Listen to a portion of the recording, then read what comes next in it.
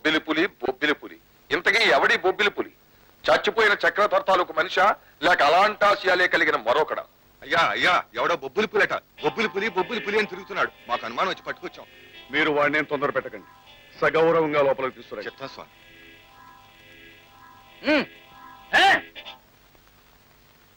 స్వామీజీ ఎవరెక్కడ? కొట్టావా? కొడతానా పేగులు తీస్తానా? పేగులు తీస్తావా? మాట్లాడావా? మళ్ళీ కొడతాను. ఏంటి మళ్ళీ కొడతావా? కాషాయ వస్త్రాలు వేసుకున్న వాళ్ళని నేను ఎప్పుడు ఏమి అనను, అది నాకు వ్రతభంగం. ఈ బొబ్బుల సంగతి మీకు తెలియదు. మళ్ళీ కొట్టారంటే మీ సంగతి చూస్తాం. ఏంటి రెండోసారి కొట్టావా? మొదటిసారి కొట్టిన వాళ్ళని నేను ఎప్పుడు మన్నిస్తూ ఉంటాను. రెండోసారి కొట్టిన వాళ్ళని నేను వేచి చూస్తాను. మూడోసారి కొడితే రక్తపాతం అవుతుంది. చూడండి రా, కొట్టండి రా. మూడోసారి కొట్టావా? మీ పాప మీదే పండే.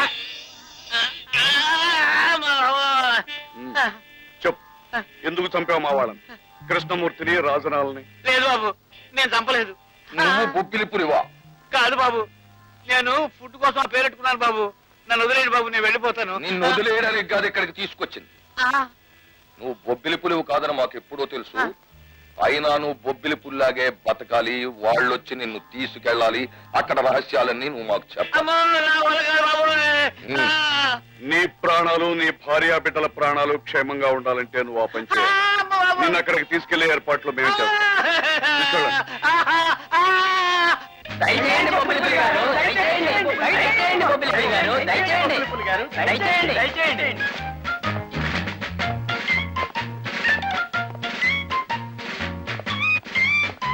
ఏమిటిలా తీసుకొస్తున్నారు? ఈ కొండల్లోకి, గుహల్లోకి తీసుకొచ్చి దేనికైనా జారేసి పడతాం అనుకుంటున్నారా? లేదు, మీ పప్పులు ఉడకవు. నా దగ్గర సాగు. నూరుగురు కౌరవులేరా, ఒక్క భీముడు చాలు.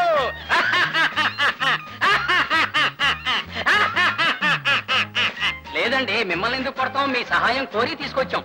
ఏమిటది? మాకు తెలుసు. మా గురువు గారు ఉన్నారండి, మీ పేరు ప్రఖ్యాతులు విని మీతో చేతులు కలపాలని. ఏది మాతో చేతులు కలపాలని? ఎవరా గురువు? ఎలా ఉంటాడు?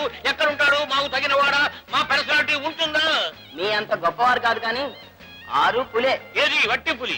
ఇది బెబ్బులి పులి. ఇదేమిటి? గుర్రం మీద గుర్రం ఎక్కి కూర్చుంది ఏమిటి? దాన్ని కలికవతారం అవతారం. ఎందుకు ఆ అవతారం? పాపాత్మల్ని నరకడానికి. పాపాత్మలు నరకడానికి ఈ యుగంలో నేను అవతారం ఎత్తానుగా. అందుకని నేను ఎక్కి కూర్చోవాలి గుర్రం. అయ్యగారిని గుర్రం ఎక్కించండి. అధిక ప్రసంగం చేయకండి.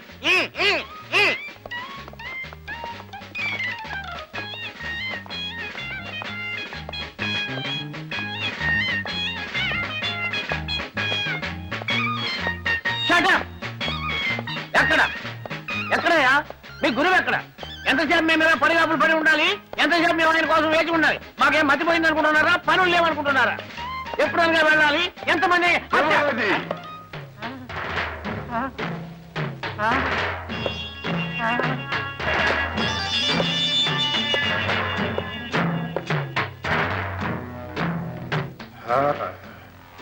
నీ పేరు?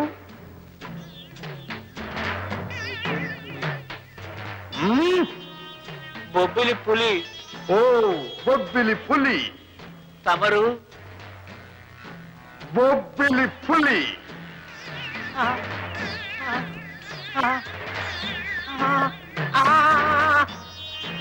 ఏమిటి పేరు చెప్పగానే జారిపోయావు?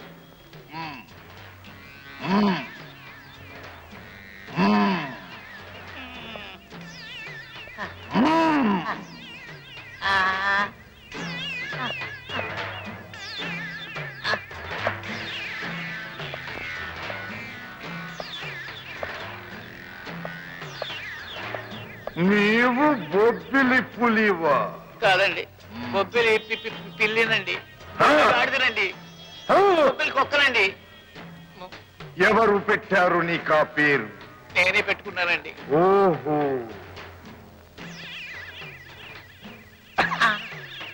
ఏమిటిది? కాలుస్తావా?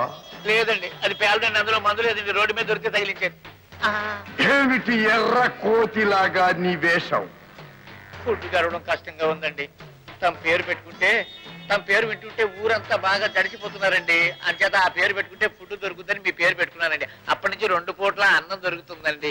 అందుకని బొబ్బిలి పులి పేరు పెట్టుకొని సవాలు చేస్తావా? ఎవరిది? ఎవరు? నేను చేయలేదండి. ఎవరు? వాళ్ళు చేయించారండి. ఎవరు? వాళ్ళు బాలోజీరావు గారునండి, సన్యాసి గారునండి. సన్యాసి, బాలోజీ. వాళ్ళు నిన్నెందుకు పంపించారు? మీ గుట్టు తెలుసుకుందామనండి. నా గుట్టెందుకు తెలుసుకోవాలి? వాళ్ళు గుట్టు బయటపడకుండా ఉండడం కోసం అండి. ఏమిటి వాళ్ళ గుట్టు?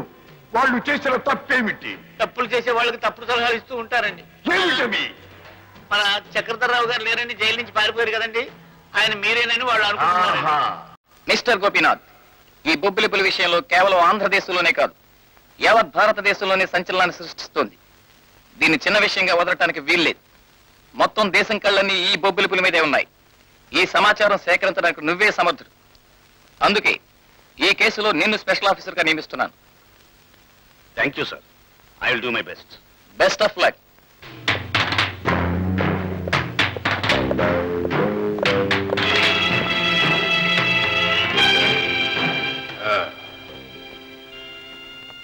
ఎవరు నువ్వు? తెలీదా? తెలియనప్పుడే అడుగుతాం. తెలియనప్పుడు అడిగేది ఎలా ఉంటుందో తెలుసుకోలేనంత పిచ్చిదా నేనేం కాను. నేను ఒక లాయర్ని. ఇక్కడికి ఎందుకు వచ్చావు? మిమ్మల్ని కలుసుకోవడానికి వచ్చాను. నేనెవరిని అనుకుని ఇక్కడికి వచ్చావు? నేను అనుకున్న వారనే వచ్చాను. కాదు, నువ్వు అనుకున్న వాడిని కాదు. అంటే నేను అనుకున్న వారెవరో మీకు తెలుసు అనమాట. మరి నేను అనుకున్న వారు ఒక చక్రధరికి తప్ప మరెవరికీ తెలియదే. అంటే మీరే ఆ చక్రధర్ అనమాట.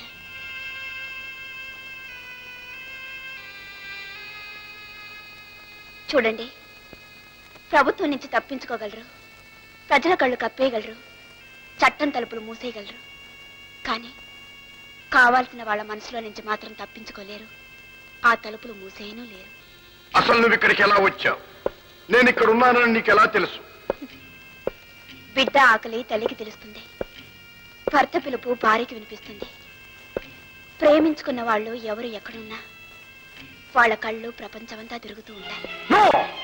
నో! నాకు తల్లి లేదు, తండ్రి లేడు, భార్య లేదు, ప్రేమ లేదు, ఏ బంధాలు లేవు, ఏ అనుబంధాలు లేవు. నాకెవరితోనూ సంబంధం లేదు, ప్రజలతో సంబంధం లేదు, ప్రభుత్వంతో సంబంధం లేదు. కానీ నాకున్న సంబంధం వల్ల ఒక్కటే, ఎక్కడ ఎక్కడ ఎక్కడ అన్యాయం జరుగుతుంటే ఆ అన్యాయాన్ని ప్రతిఘటించడం, ఎక్కడ నేరస్తుడు తప్పించుకొని పారిపోతూ ఉంటే ఆ నేరస్తుడిని పట్టుకొని శిక్షించడం, అమాయకులకు అన్యాయం జరగకుండా చూడటం, అదే నా ధ్యేయం, అదే నా ధ్యేయం. అందుకే నేను ఇక్కడున్నాను.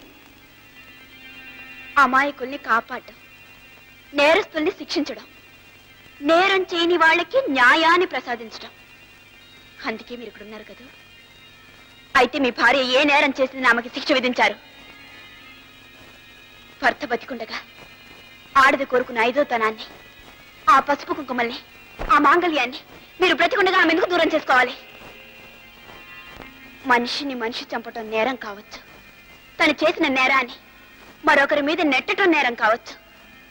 కానీ భర్త బతికుండగా భార్యను విధవ చేయటం అంతకంటే నేరం కాదా?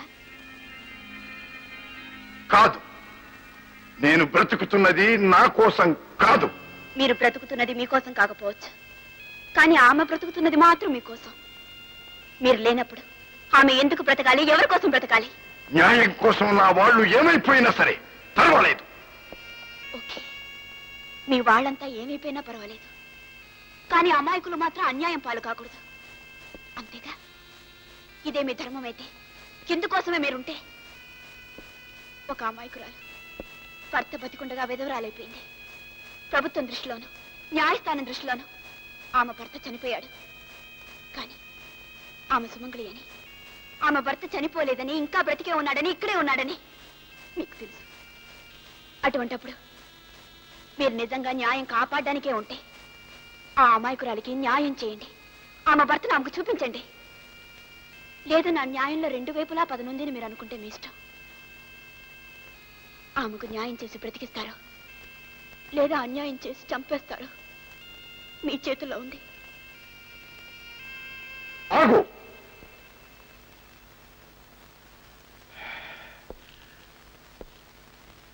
ఆవిడకు న్యాయమే జరుగుతుంది. Thank you very much. ఈ న్యాయం ఈ రోజే జరిగితే నేను వచ్చిన దానికి ప్రయోజనం ఉంటుంది. ఆకు చాటు పిందె తడిసే, కొమ్మ చాటు పువ్వు తడిసే. ఆకు చాటు పిందె తడిసే, కొమ్మ చాటు పువ్వు తడిసే. ఆకాశ గంగొచ్చింది, అందాలు ముంచెత్తింది. గోదావరి పొంగొచ్చింది, కొంగుల్ని ముడిపెట్టింది.